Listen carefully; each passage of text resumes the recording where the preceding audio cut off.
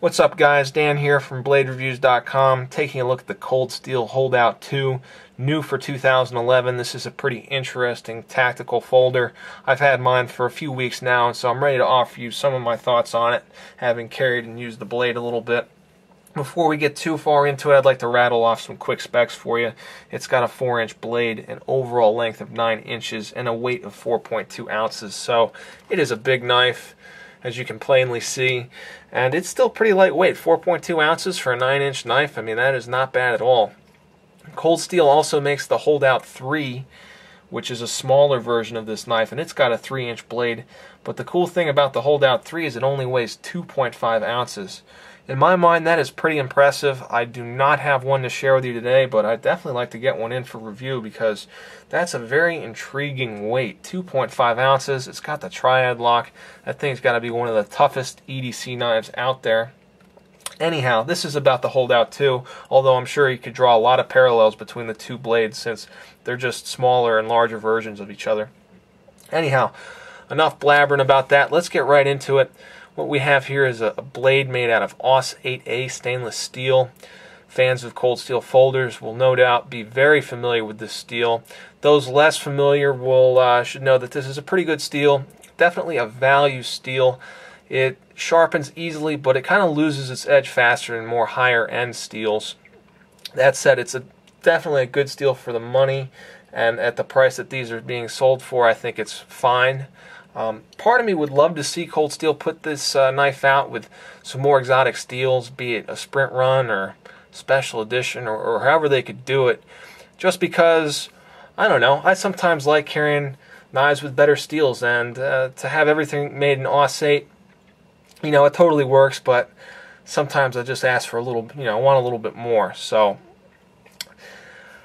but for most people, most stuff, I think AUS 8 will be just fine. And again, you got to take the price into account. I think it's a fine steel for the money. So let's talk a little bit more about the features on this blade. It is a drop point design. It almost looks like a spear point, but you'll see that that tip is slightly offset. So it is in fact a drop point.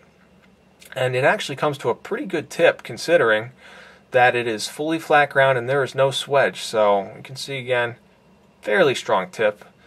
You know, I wouldn't want to use it as a pry bar or anything, but I think all things considered, that's pretty impressive.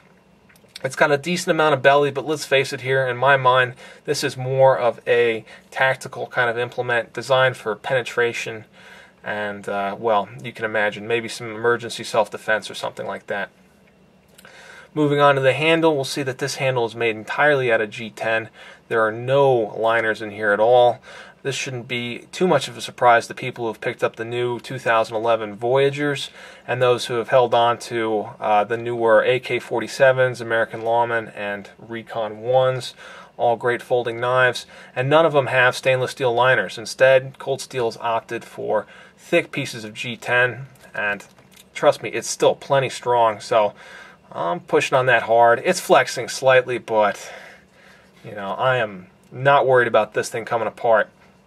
And construction is a combination of screws and pins. To be honest, I'm not sure how this would come apart, but considering that it doesn't have any liners and it's just a lockback, I can see all the components in there. It's probably a little too dark for you to see in there, but looks like it could be very easily cleaned, so I'm not worried about taking this one apart. It's got a black backspacer, which may be made of aluminum. I'm not entirely sure, but some sort of sturdy material, and the screws have been tapped directly into that. So handle construction seems very solid, and this G10's been given nice traction. Some of the other ergonomic features on this knife, you'll see it's got a very shallow choil, and what that does is it just kind of places the knife kind of far back, maximizing reach, again for tactical type purposes. I think the ergonomics are good if you consider the fact that there is no real thumb ramp or any major choils or anything like that. If you take a look at some of Cold Steel's other offerings, they have plenty of knives that do have more aggressive ergonomics. For me, you know, I typically like the knives with the choils and a little more pronounced thumb ramps. But it's nice to see a variety, and you have to admit, at least I do, that this is just a sexy looking knife. I mean, it all just flows. It's real cool. So it definitely gets style points from me. And the ergonomics are still pretty good. I mean, the handle is plenty big. It's like a 5-inch long handle. Works comfortably in forward and reverse grips. No problems. Nice high traction G10. One thing that could use a little work is the jimping. You'll see it's kind of spaced too far apart to really be functional. Fingers are kind of slipping and sliding. Whereas if you look down here, and it's going to be hard to see, at least for me, but there's actually jimping here that's very sharp. Well, not very sharp, but sharp enough to keep your thumb from really slipping. So if they did something like that on the top, I think it would greatly improve the traction up there. Let's take a look at the pocket clip. It's a nice cold steel clip. I've seen this on a number of their knives. Very sturdy. Rides nice and low in your pocket. And it is ambidextrous, tip-up carry. You can see it's been milled out, so the clip just sits right in there, and it's not going to wiggle free on you easily. There's not going to be any slop. It's not going to move around, so I like that a lot. Very, very strong clip too, so it's definitely going to hold up. Like that a lot. Deployment is good. You can see I'm able to get it open. This knife does feature the triad lock, which is a very tough and strong lock, but it also has a very strong backspring to it, so the amount of force required to get that blade open is much more than, say, any kind of normal knife. But with a little bit of practice and letting that spring break in a bit from some opening and closing, I was able to flick this knife open easily.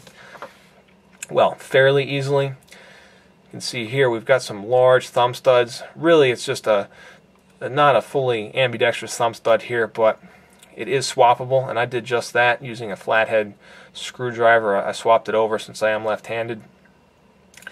That works. I will say I would like to see Cold Steel maybe improve this thumb stud a little bit just to offer some more traction, because it can be kind of slippery and it can be kind of difficult to get this knife open. You see? Now, I'm not doing that on purpose, but my point is sometimes it can be a little bit more difficult, and if you're under pressure or if your hands are slippery, you know, it could make it much more difficult for you. So for a tactical knife, I really like being able to get the knife open easily and as fast as possible. So that's just one little thing. Perhaps my biggest gripe for this as far as a tactical folder goes, but what you lose in speed of deployment, you definitely gain in strength of lockup. This is the triad lock, like I said before. It is probably the strongest lock on the market currently. Definitely a very impressive lock. Cold Steel's R&D team put out a very interesting video on this knife where they thrashed on it hard, hung a bunch of weights off it, held up just fine. So I have all the faith in the world in this lock. I think it'll hold up very well for anything I would put it through, and probably what anyone else would put it through. You know, you run it over with a tank or something and it may not hold up. But for most tasks, I think it'll be just fine. And of course, in this one, there's no blade play at all, up or down, side to side, just flawless lockup. Alright, that's pretty much it for the Cold Steel Holdout 2. I think for a sub $50 knife, this is a great value. Made in Taiwan, and the fit and finish on this knife is excellent. Only real complaints, you know, maybe a little more jimping. That's not really a big one for me. It's still a big knife, and I'm not so much worried about my thumb sliding off there as I would be my fingers sliding off onto the blade, so that's not a big deal for me. The thumb stud would be nice to get that reworked a little bit too. Aside from that, I don't see anything wrong with it. If you like the aesthetics, if you're looking for like a folder that you basically go to war with, you know, rock solid knife, I think it'll definitely work. I've had a lot of fun and really enjoyed playing around with mine, so no complaints here really.